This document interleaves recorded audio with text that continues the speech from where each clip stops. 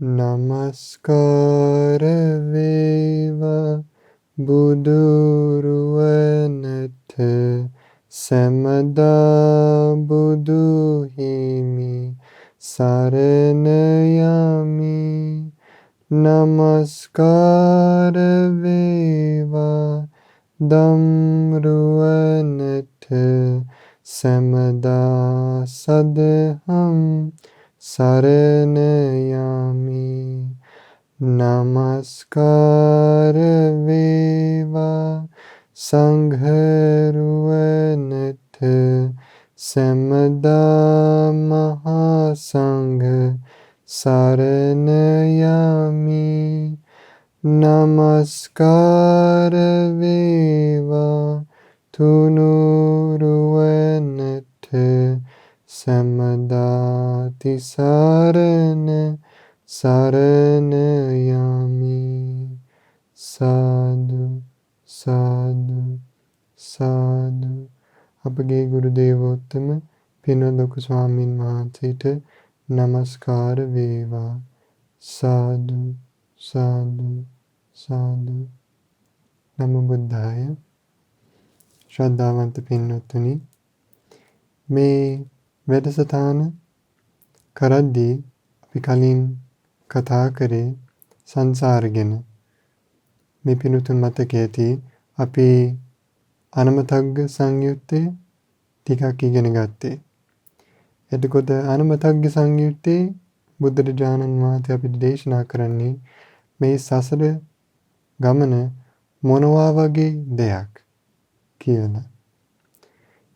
එතකොට අපි ඉගෙන ගත්තේ කල්පය ගැන. කල්පය කියලා කියන්නේ මොකද්ද? ඒ වගේම අපි ඉගෙන ගත්තේ අපේ මව්වරු මේ සසර ගමනේ මව්වරු කී දෙනෙක් හිටියේ කියලා. දැන් මේ පින්වතුන් මතක ඇති ඒ උපමාව ඒ කල්ප කියලා එක විස්තර කරද්දී බුදුරජාණන් වහන්සේ දේශනා කරන්නේ අද විශාල පර්වතයක් තියෙනවා. ඒ පර්වතය කිලෝමීටර් 10ක් දිගයි, 10ක් පළලයි, 10ක් උසයි. එතකොට වසර 100කට සැරයක් එක්කෙනෙක් එනවා සියුම් රෙදි කෑල්ලකින් පිය දානවා එකපාර. එතකොට ඒ විදිහට ඒ පර්වතය කොහොම විනාශ වෙලා යනවා. නමුත් කල්පය තාම අවසන් වෙන්නේ නැහැ. එච්චර දිගයි කල්පය කියලා කියන්නේ. ඒ වගේම අර අපේ මව්වරු අතීතේ මව්වරු ප්‍රමාණ කරනවා නම් අර ඉන්දියාවේ තියෙන ශාකා පොඩි ලී කෑලි කොළ ආදී දේවල් එකතු කරගත්තොත් එතකොට හැම කෑල්ලක් බිමට දාද්දී මේක තමයි මගේ අම්මා. ඒ දෙවෙනි එක දාද්දී මගේ අම්මාගේ අම්මා. අන්න ඒ වගේ අපේ අතීත මව්වරු ප්‍රමාණ කරනකොට ඒ සියලුම ලී කෑලි කොළ ආදී ඔක්කොම අවසන් වෙලා යනවා. සම්පූර්ණ ඉන්දියාවේ අර අපි ප්‍රමාණ කරද්දී ඒ වගේ ලී කෑලි මදි වෙනවා. ඊට වඩා මව්වරු හිටියේ මේ සසර ගමනේ. එතකොට දැන් මේ සියලුම විස්තර අපි ඉගෙන ගන්නකොට මේ ධර්මය ඉගෙන ගන්නකොට කාගෙන් මේ ඔක්කොම ඉගෙන ගන්නේ? මගින්ද? මම තමයි කියන්නේ. හැබැයි බුදුරජාණන් වහන්සේ තමයි මේ ධර්මය දේශනා කරේ. එතකොට අපි බුදුරජාණන් වහන්සේගේ ධර්මය ඉගෙන ගන්නේ. ඉතින් ඒ නිසා බුදුරජාණන් වහන්සේගේ අවබෝධය කෙරෙහි ශ්‍රද්ධාව නැත්නම් මේ ධම්මග අපිට ඉස්සරට යන්න බෑ පින්වත්නි. දැන් බුදුරජාණන් වහන්සේ සසර ගැන දේශනා කරද්දී කොහොමද කරන්නේ? දැන් බුදුරජාණන් වහන්සේ නිකන් චින්තනය කරලා හිතලා යම් දෙයක් දේශනා කරනවාද? නැත්නම් අවබෝධයෙන් දේශනා කරනවාද? දැන් බුදුරජාණන් වහන්සේ අවබෝධයෙන් මේ ධර්මයේ දේශනා කරන්නේ. අවබෝධයෙන් දේශනා කරන්න කියලා කියන්නේ දැන් අර උතුම් සම්බුද්ධත්වයට පත් වෙනකොට ඒ අර වෙසක් පුන් පොහොය දවසේ ජය ශ්‍රී මහා බෝධීන් වහන්සේ පහළ වාඩි වෙලා බුදුරජාණන් වහන්සේ පළවෙනි යාමයේ පුබ්බේ නිවාසානුස්සති ඥානෙ ඇති කරගත්තා නේද? දැන් පුබ්බේ නිවාසානුස්සති ඥානෙ කියලා කියන්නේ බුදුරජාණන් වහන්සේගේ අනුන් සත්වයන්ගේ අතීත ජීවිතේ සිහි කරන්න ඥානයක්. එතකොට බුදුරජාණන් වහන්සේට සිහි කරන්න පුළුවන් අර කල්ප ගණන් අතීත සසරේ. එතකොට අපි ජීවිතේ කිව්වොත් උපත කෝටි ගණන්ට වඩා සිහි කරන්න පුළුවන් බුදුරජාණන් වහන්සේට. එතකොට ඒ ඥානයෙන් තමයි මේ සසර ගැන බුදුරජාණන් වහන්සේ දේශනා කරන්නේ. අවබෝධයෙන් දේශනා කරන්නේ. එතකොට බුදුරජාණන් වහන්සේ තුළ මේ ඥානය තියෙනවා නිසා අපි මේ සූත්‍ර කරුණු පිළිගන්න අපිට සුදුසුයි.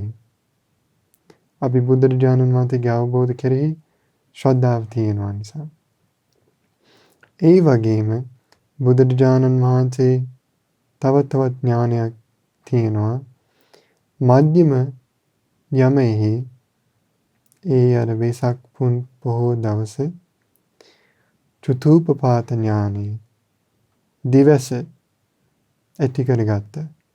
එතකොට බුදුරජාණන් වහන්සේට පේනවා මේ ඥානයෙන් සත්වයෝ අර කර්මානුරූප චුත වෙන යලි උපදින ආකාරය විස්තර වශයෙන්. එතකොට බුදුරජාණන් වහන්සේ අවබෝධ වුණා මේ කර්ම විපාක ගැන නේද? බුදුරජාණන් වහන්සේ දන්නවා මේ කර්මය කළොත් මේ වගේ උපත ලැබෙනවා. චුත වෙලා මේ ජීවිතයෙන් චුත වෙලා මොනවා වගේ උපත ලැබෙනවා කියලා බුදුරජාණන් වහන්සේ අවබෝධ වුණා. එතකොට මේ ඥානය දෙකම අපි ගත්තොත් දැන් අතීතේ ඒ වගේම අනාගතේ ගැන නේද? මේ ඥානය දෙකම අපි කියමු. එතකොට බුදුරජාණන් වහන්සේ මේ සසර හැටි අවබෝධ වුණා. සසර කියලා කියන්නේ මොකද්ද? අවබෝධ වුණා. දැන් සාමාන්‍ය කෙනෙක් තුළ මේ ඥානෙ නැහැ. එතකොට තමන්ට සසර පේන්නේ. ඉතින් ඒ නිසා බුදුරජාණන් වහන්සේගේ අවබෝධය අපි පිළිගන්න ඕන. අපිට හරියට පේන්නේ නැති නිසා. දැන් සාමාන්‍ය කෙනෙකුට පේන්නේ නැති නිසා ගොඩාක් අර මිත්‍යා දෘෂ්ටිට අහු වෙනවා. දැන් අපිට සාමාන්‍ය කෙනෙකුට පේන්නේ අනාගතේ මරණයෙන් මත්තේ මොනවද සිද්ධ වෙන්නේ කියලා සාමාන්‍ය කෙනෙකුට පේන්නේ. ඉතින් සමහර අය එහෙම දැකලා උච්ඡේද දෘෂ්ටියට අහු වෙනවා. අර මේ ජීවිතේ පස්සේ මුකුත් නැහැ. ඒගොල්ලෝ හිතන්නේ ඒ විදිහට ඒගොල්ලන්ට පේන්නේ නැති නිසා. නමුත් බුදුරජාණන් වහන්සේට පේනවා මේ සසර ගමන. දැන් අද මම තව තවත් අනමතග්ග සංයුත්තේ ඇසුරින් සසර ගැන විස්තර කරන්න බලාපොරොත්තු වෙන්නේ.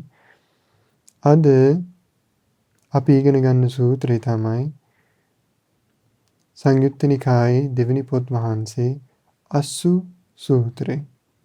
කඳුළු ගැන වදාළ දෙසුම. දැන් බුදුරජාණන් වහන්සේ දේශනා කරන්නේ පින්වත් මහණෙනි, ඉපදෙමින් මැරෙමින් යන මේ ස්වභාවය සංසාරය අවසන් නොවන ගමනකි. ආරම්භක කෙළවර දැක්ක නොහැකි දෙයකි. අවිද්‍යාවෙන් වැසුණු තණ්හාවෙන් බැඳුණු මේ සත්වයන් සුගති දුගති වල සැරිසරමින් යන මේ ස්වභාවය ආරම්භක කෙළවරක් දැක්ක නොහැකිය. පින්වත් මහණෙනි, ඔබ විසින් ඊතා දීර්ඝ කාලයක් මුළුල්ලේ දුක් අනුභව කරලා තියෙනවා. පින්වත් මහණෙනි, මේ ගැන ඔබ කුමක්ද හිතන්නේ?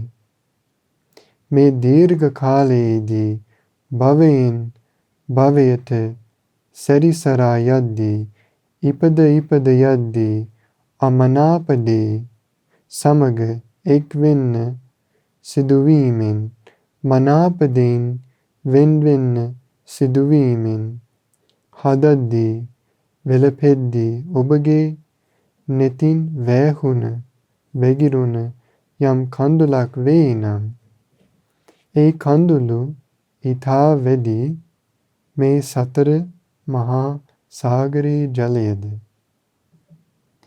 එතකොට මේ විදිහට බුදුරජාණන් වහන්සේ තව තවත් උපමාවක් කියනවා. දැන් සසර ගැන අපි කියමු අර සාමාන්‍ය විදිහට විස්තර කරන්න අමාරු දෙයක්.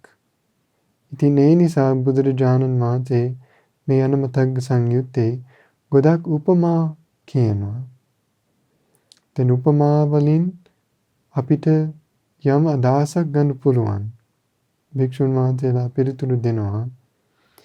ස්වාමීනි, අපි භාග්‍යවතුන් වහන්සේ විසින් වදාරන ලද ශ්‍රී සද්ධර්මය යම් පරිද්දකින් දන්නවා නම් ස්වාමීනි, මේසා දීර්ඝ කාලයක් මුළුල්ලේ භවයෙන් භවයට සැරිසරා යද්දී ඉපද යද්දී අමනාප දේ සමග එක්වෙන්න සිදුවීමනුත් මනාප දෙයින් වෙන්වෙන්නට සිදුවීමනුත් අපගේ නෙතින් වැහුණ වැగిරුණ යම් කඳුලක් වේ නම් ඒ කඳුළුමයි ඊතා වැඩි මේ සතර මහා සාගරේ ජලය නම් නොවේ. දැන් පින්වත්නි, පොඩ්ඩක් කල්පනා කරලා බලන්න මේ ජීවිතේ කොච්චර කඳුළු වැහුණේ වැగిරුණේ අපේ ජීවිතේ. දැන් අපි කියමු කෙනෙක් වයස 30ක්.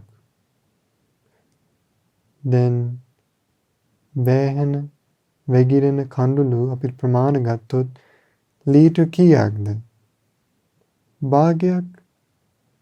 භාගයක් පිරිනවද? මම හරියට දන්නේ නැහැ.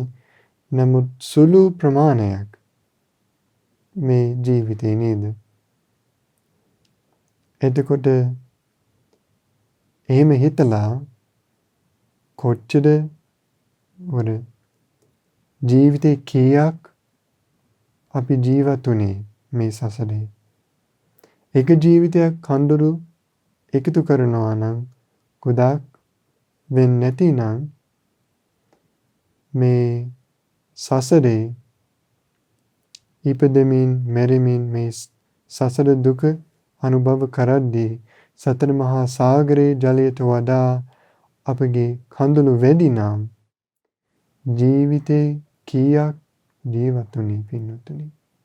එතකොට බුදුරජාණන් වහන්සේ දේශනා කරනවා, සාදු සාදු පින්වත් මහණෙනි, සාදු පින්වත් මහණෙනි, මා විසින් දේශනා කරන ලද ධර්මය ඔය ආකාරයෙන් දැනගෙන සිටීම ඉතා හොඳයි.